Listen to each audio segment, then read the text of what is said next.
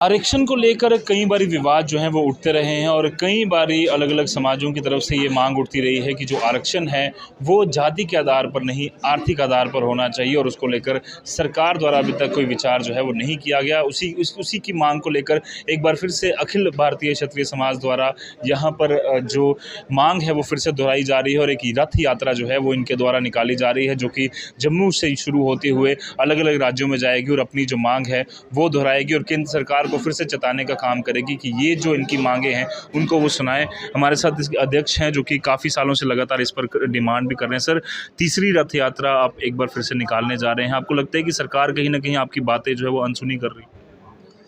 अखिल भारतीय क्षत्रिय महासभा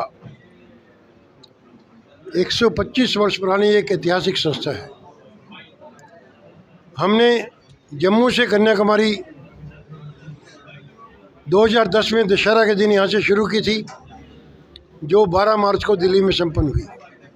2017 में हमने 9 अगस्त को शुरू की, 19 नवंबर को दिल्ली में संपन्न हुई।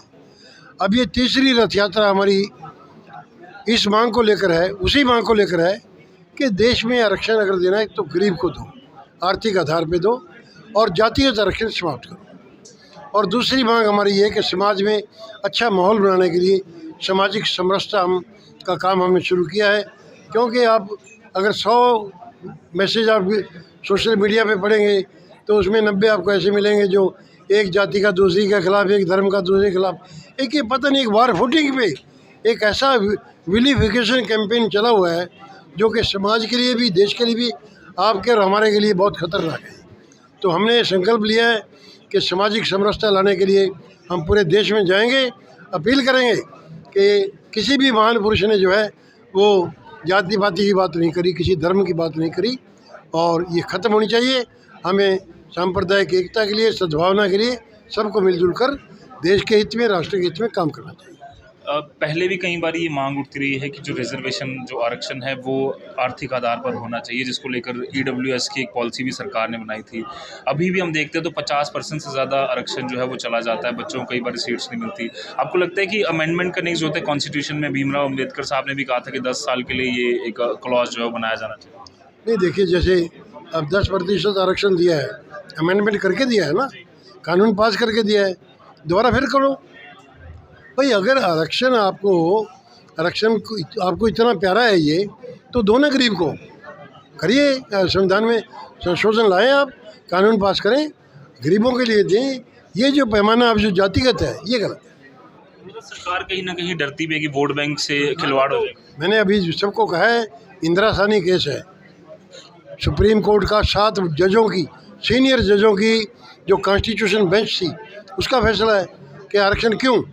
2 कारण है, वोट की राजनीति और बाहुबली जातियाँ।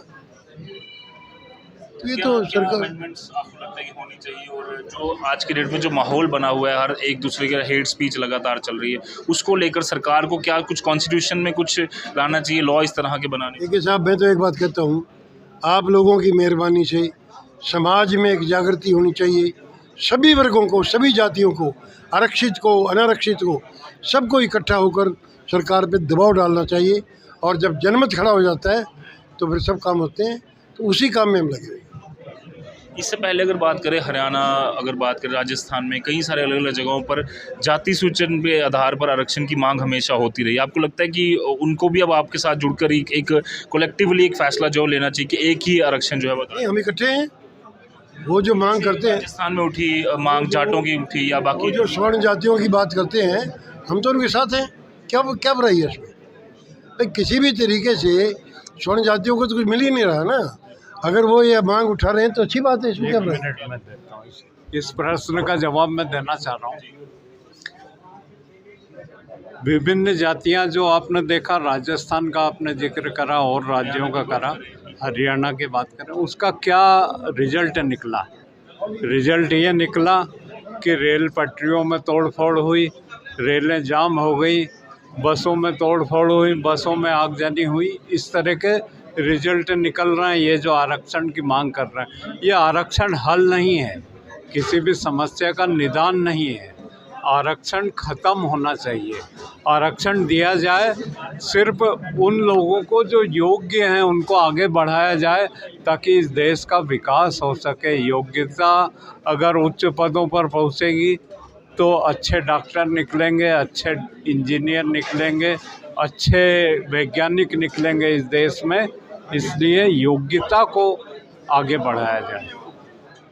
से बातचीत के लिए सर कुछ आप कहना चाहेंगे अपनी तरफ से?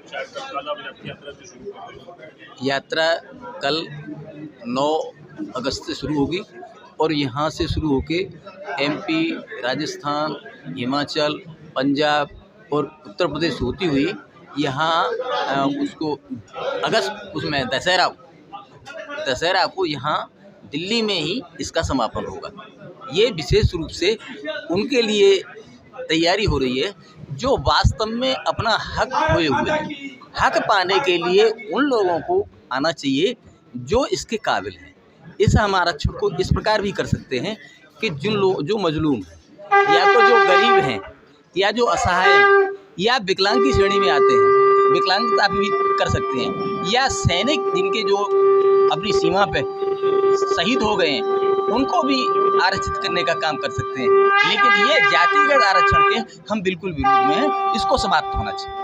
बातचीत के लिए और एक बार फिर से जो क्षत्रिय समाज है उनके द्वारा ये मांग उठी है कि जो जाति सूचक जो आरक्षण है, reservation on the basis of caste, ये ख़त्म करके मांग ये है कि जो आर्थिक रूप से यानी कि इकोनॉमिकली कमज़ोर लोग हैं उन्हें रिजर्वेशन दी जाए। और उसको लेकर एक बार फिर से इनके द्वारा यात्रा निकाली जाए। अपनी राय कमेंट बॉक्स में ज़रूर दर्ज कराएं। फिलहाल के लिए मुझे मेरी पसंद साहिल शर्मा को दीजिए इजाज़त। धन्यवाद।